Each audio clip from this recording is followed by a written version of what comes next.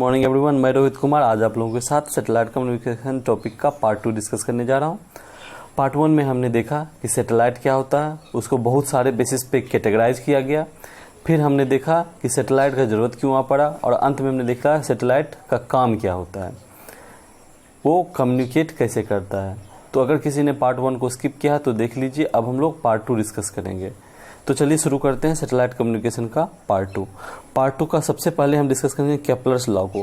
Kepler's ने planetary motion, planetary में क्या, प्लेनेट नेचुरल सैटेलाइट जिसको कहते हैं, प्लेनेट के मूवमेंट के रिलेटेड 3 लॉ दिए हैं। ठीक है, पहला लॉ, हर एक लॉ को डिस्कस यहाँ अभी जानेंगे क्या है, उसके बाद उसको नेक्स्ट स्लाइड से डायग्राम से समझेंगे। पहला क्या बोलता है, हर एक प्लेनेट सन के अराउंड एक एलिप्टिकल ऑर्बिट में मूव करेगा और किसी एक फोकस पे क्या होगा, सन होगा। ठीक है, अब इसको समझते हैं।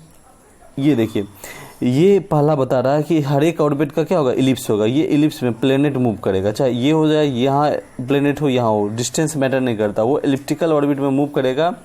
और एक ऑर्बिट पे आपको पता है इलिप्स में 2 फोकस होता है, एक फोकस पे हमारा सन होगा। पहला लॉ उसका यही बोलता है कि हर एक प्लेनेट आपके सन के अराउंड एलिप्टिकल ऑर्बिट में मूव करेगा और एक फोकस पे सन होगा। क्लियर है। सेकंड बोलता है कि the line joining any planet to the sun sweeps out equal area in equal length of time. ठीक है, अगर टाइम सेम कर दें तो जो लाइन, मतलब अगर यहाँ पर सपोज कीजिए यहाँ पर ये था और यहाँ से यहाँ आने में इसको 6 महीना लगा, तो यहाँ से यहाँ जाने में इसको 6 महीना लगा, तो जो एरिया है ना दोनों का, वो इक्वल टाइम में इक्वल एरिया स्वीप करेगा। मतलब जितना देर इधर 6 महीना में चलेगा, आपको यहाँ दिख रहा है इतना दूर चला, यहाँ इतने दूर चला, लेकिन ये इक्वल एरिया स्वीप करेगा। अब इसको समझते हैं। आप कार से जा रहे हैं, ठीक है, और आपके पैरेलल 100 मीटर पर एक और रोड है, तो दोनों आप 40 से जा रहे हैं, आपके पीछे से एक गाड़ी, आप विंडो से, आप साइड वाले विंडो से देख रहे हैं, आप 40 से जा रहे हैं, आपके बगल से एक गाड़ी 60 से आता है, सराक सब आपके आगे से निकल जाता है 1 सेकंड में। आपको लगता है कितना तेज गति से गया, वहीं आपसे 100 मीटर दूर पे 60 के स्पीड से जा रहा है, लेकिन वो आप ज्यादा दूर तक देख सकते हैं, तो आपको पता नहीं चलता है कि तेज है। आपको लगता है कि नहीं मेरे स्पीड से जा रहा है, आपको, क्योंकि आप उसको बहुत देर तक देख पाते हैं।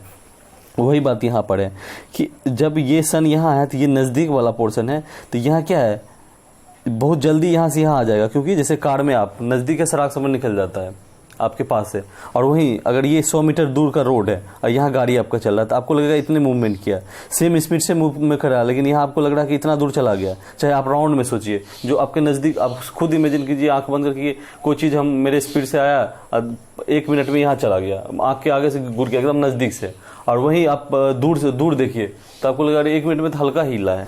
तो इतना दूर अगर 6 मंथ में गया यहाँ, और ये इतना दूर 6 मंथ में गया, तो इसके लाइन जो ज्वाइन करेंगे उस दोनों पॉइंट को, इससे जो एरिया निकालेंगे, और उसी तरह इतना दूर जो 6 महीने गया, इसका पॉइंट से लाइन ज्वाइन करेंगे और इसका जो एरिया निकालेंगे, दोनों क्या होगा, इक्वल। वही बोल रहा है कि लाइन ज्वाइनिंग, एक टाइम इंटरवल में जो लाइन ज्वाइन करते हैं, कितना दूर ट्रेवल किया, वो कि स्वीप्स आउट इक्वल एरिया, दोनों कितना इक्वल एरिया ही कवर करता है। ठीक है। तीसरा बोलता है कि टाइम का जो स्क्वायर है, टाइम पीरियड का स्क्वायर डायरेक्टली प्रोपोर्शनल क्या होगा, रेडियस का क्यूब का। ये तीसरा लॉ, यही 3 लॉ केपलर्स दिया, इसको बोलते हैं planetary, Kepler's law of planetary motion. Planet के मोशन से रिलेटेड 3 लॉ, ये आपको ध्यान में रखना है, एग्जाम में पूछ लेता है। ठीक है, तो तीसरा में देखिए ये बता रहा है क्या, ये यहाँ से यहाँ डिस्टेंस मानते R है, और ये इसका टाइम पीरियड T है, तो T स्क्वायर क्या होगा, R/Q। ठीक है, तो ये 3 लॉ को आपको ध्यान में रखना। अब हम लोग एक मेन, बहुत ज़्यादा इंपॉर्टेंट है एग्जाम पर्पज से, हर एक एग्जाम पर्पज से, वो ये डेरिवेशन आपको ध्यान में रखना है एकदम। ये फिक्स, अगर आपको बात करें कि 6 मार्क्स 5 मार्क्स का क्वेश्चन में ये एकदम हॉट टॉपिक रहता है, हमेशा ही पूछ देता है। ठीक है, इस डेरिवेशन में हमको क्या करना है, ये मानना है कि ये अर्थ है, ये अर्थ का सेंटर है, सेंटर से अर्थ का रेडियस कैपिटल R है। ठीक है, R है क्या, रेडियस ऑफ अर्थ 6370 किलोमीटर। अब क्या, यहाँ सर्कुलर मोशन कर रहा है। ठीक है, डेरिवेशन के लिए हम क्या मान रहे हैं, सर्कुलर ऑर्बिट है इसका। ठीक है, और सर्कुलर ऑर्बिट कौन मूव करेगा, सैटेलाइट। ठीक है, सैटेलाइट इस सर्कुलर ऑर्बिट में मूव कर रहा है विथ वेलोसिटी v। ठीक है, अब सैटेलाइट इसको मूव कर रहा है, ये कैपिटल R आपका है रेडियस ऑफ अर्थ, h क्या है, एल्टीट्यूड। एल्टीट्यूड क्या होता है, आपका अर्थ सरफेस से कितना हाइट पे है, जिसके बेसिस से हम लोग लियो मियो जियो डिराइव किए थे कि अर्थ के सरफेस से कितना हाइट पे है। और R क्या है, कैपिटल आर प्लस एच, तो वही बता रहा आर क्या रेडियस ऑफ अर्थ, एच क्या एल्टीट्यूड, आर क्या डिस्टेंस बिटवीन अर्थ का सेंटर और सैटेलाइट। तो आर क्या हो गया आर प्लस एच, और आपको पता है किस भी वेलोसिटी से आपका सैटेलाइट मूव कर रहा है और किस ऑर्बिट में मूव कर रहा है, सर्कुलर में। ठीक है, ये आपको इतना ध्यान में रखना। अब हम लोग इसका नेक्स्ट जो करेगा, तो आपको पता है ग्रेविटेशनल फोर्स सैटेलाइट पर कितना अर्थ होगा, क्योंकि वो ग्रेविटेशनल फोर्स कौन लगाता है, सेंटर। ये वही फोर्स है जिसके कारण न्यूटन बैठा हुआ था, उसके माथे पर सेब गिरा।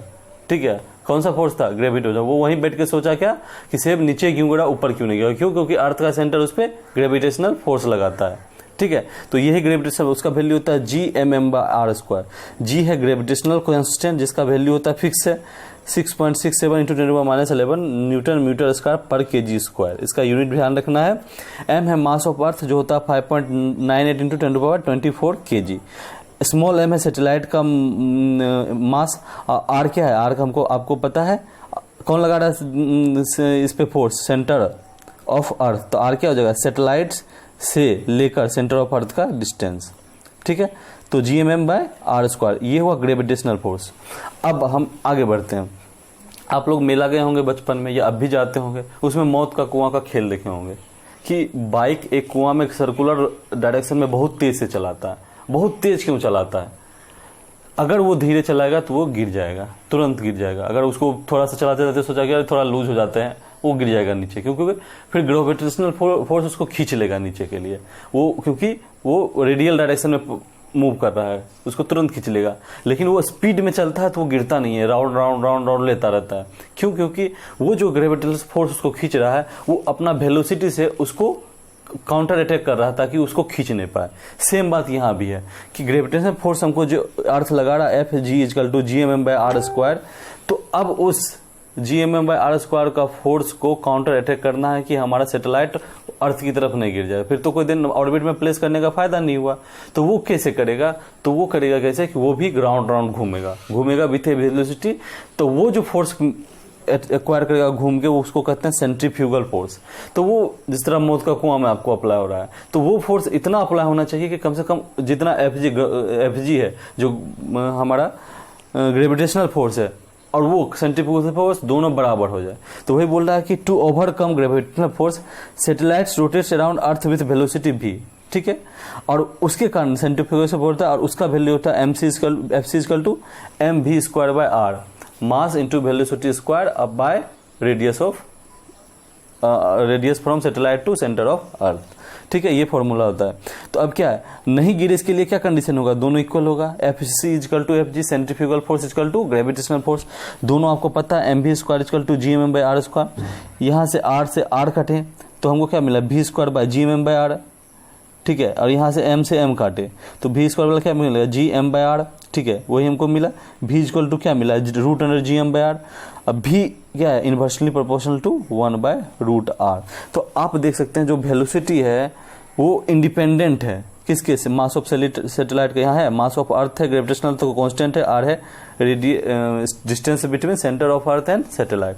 तो ये वेलोसिटी ऑफ सैटेलाइट है, इंडिपेंडेंट हो मास ऑफ सैटेलाइट। सैटेलाइट का कितना मास है उससे हमको वेलोसिटी का कोई लेना देना नहीं है। ठीक है, आपको इस पूरे में बस वही चीज ध्यान रखना, पहला कि सैटेलाइट अगर हम हायर ऑर्बिट पे दिए हैं तो उस पर ग्रेविटेशनल फोर्स लगेगा जो होता है Gmm/r²। और अब क्या नीचे तो नहीं आना है उसको, तो मौत का कुआं वाला एग्जांपल ध्यान रखना है कि वो उसको काउंटर अटैक करेगा कि नीचे नहीं आया, उसके लिए एक फोर्स यूज करेगा सेंटर पे, उसको बोलते हैं सेंट्रीफ्यूगल फोर्स जिसका वैल्यू होता है mv²/r। अब क्या वो नीचे नहीं आ रहा है, इसका मतलब दोनों इक्वल है, तो उसको इक्वल करना है। उससे हमको क्या मिल गया, v directly inversely proportional 1/√r। ठीक है, अब क्या है, अब आपको हम बताएं सर्कुलर ऑर्बिट में मूव कर रहा है तो ये डिस्टेंस क्या होता है, अगर यहाँ से r रेडियस है तो डिस्टेंस क्या होता है आपको पता है, सरकमफेरेंस ये होता है तो 2πr। ठीक है, सरकमफेरेंस डिस्टेंस होगा तो डिस्टेंस हमको मिल गया 2πr। वेलोसिटी हमको यहाँ हम कैलकुलेट कर लिए √Gm/r। हमको कैलकुलेट क्या करना है, टाइम पीरियड। इसमें हमको दो चीज कैलकुलेट करना है, टाइम पीरियड हमको जाना और एल्टीट्यूड जानना। यही आपका सबसे इंपॉर्टेंट क्वेश्चन है इस पूरे सैटेलाइट का, ऑलमोस्ट फिक्स क्वेश्चन है। तो टाइम पीरियड क्या हुआ, d/v। आपको पता है टाइम क्या होता है, डिस्टेंस अपॉन वेलोसिटी। ठीक है, समय बड़ा दूरी बटे चाल। ठीक है, तो डिस्टेंस आपको पता है 2πr, वेलोसिटी आप कैलकुलेट कर चुके हैं √Gm/r। तो √Gm/r ऊपर चला जाएगा √r। तो इससे हम कर सकते हैं 2 pi R root under 3/2 into by root under G M. इसमें 2 पाई कांस्टेंट है, जी कांस्टेंट है, एम कांस्टेंट है, बस वेरिएबल क्या है रेडियस, किस एल्टीट्यूड पे हम उसको फिक्स करते हैं। तो यहाँ हम देख सकते हैं टाइम पीरियड क्या हुआ, रूट डायरेक्टली प्रोपोर्शनल आर 3/2। अगर हम स्क्वायर करें टी स्क्वायर क्या होगा, डायरेक्टली प्रोपोर्शनल आर क्यूब, जो हमारा केपलर्स लॉ भी कहता है कि टाइम स्क्वायर क्या होगा, रूट डायरेक्टली प्रोपोर्शनल रेडियस का क्यूब। ठीक है, अब क्या है, हम बोले जी और एम कांस्टेंट है, तो जी का वैल्यू आपको पता है 6.67 इंटू 10⁻11, एम का भी पता है, पुट करेंगे तो हमको इतना वैल्यू आ रहा है। जी एम क्या रहा है 39.88 इंटू 10⁻13 न्यूटन मीटर स्क्वायर पर केजी क्यूब। ठीक है, तो इस वैल्यू को रखते हैं टाइम पीरियड में, इसका पूरा वैल्यू रखते हैं तो हमको आता है 3.146 इंटू 10⁻7। देखिए ये जीएम का वैल्यू है, ठीक है, ये जीएम का, इसका रूट निकाले, फिर 2 pi by root under GM किए। आपका मैथमेटिकल ये आराम से आप कर सकते हैं, आपको आ जाएगा वैल्यू। टाइम पीरियड क्या आएगा 3.146 इंटू 10⁻7 इंटू r/3/2 सेकेंड। ठीक है, आपको टाइम पीरियड निकल गया। अब इसमें जो हम बोले क्या कैलकुलेशन, 2 कैलकुलेशन होगा। तो पहला कैलकुलेशन किया, अब इसमें टी का कैलकुलेशन होगा और एच का कैलकुलेशन होगा। एच कहाँ से हमको निकलेगा, आर से ही निकलेगा। एल्टीट्यूड क्या होगा, आर क्या है, डिस्टेंस कहाँ है, सेंटर ऑफ अर्थ से हमारा सैटेलाइट तक। एच क्या है, अर्थ का सरफेस पे है, तो ये तो कांस्टेंट है, सेंटर ऑफ अर्थ से अर्थ का सरफेस है 6370 किलोमीटर कांस्टेंट है, तो यानी आर निकालें तो एच भी निकल जाएगा और टी। एक इक्वेशन 2 कांस्टेंट, टी भी एक इक्वेशन 2 वेरिएबल, एक टी भी वेरिएबल, एक रेडियस भी वेरिएबल। तो हमको एक का नॉलेज तो होना पड़ेगा, तभी हम इसको सॉल्व कर पाएंगे। आपको पता है 2 वेरिएबल है, 2 इक्वेशन चाहिए। अगर एक इक्वेशन 2 वेरिएबल है तो एक का मान पुट करना पड़ेगा, तभी हम निकाल पाएंगे। ठीक है, तो अब हम पहले एच निकालते हैं। तो इतना चीज हमको ध्यान में रखना होगा कि जियो सिंक्रोनस के लिए जो होता है टाइम पीरियड 24 घंटा होता है।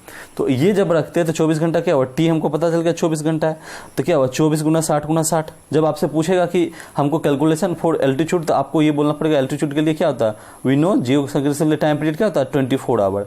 तो हम क्या लिखेंगे सेकेंड में 24 इंटू 60 उसको पुट कर देंगे, तो क्या होगा, इसमें पुट किए तो क्या हो गया, आर आएगा हमको 42,220 किलोमीटर।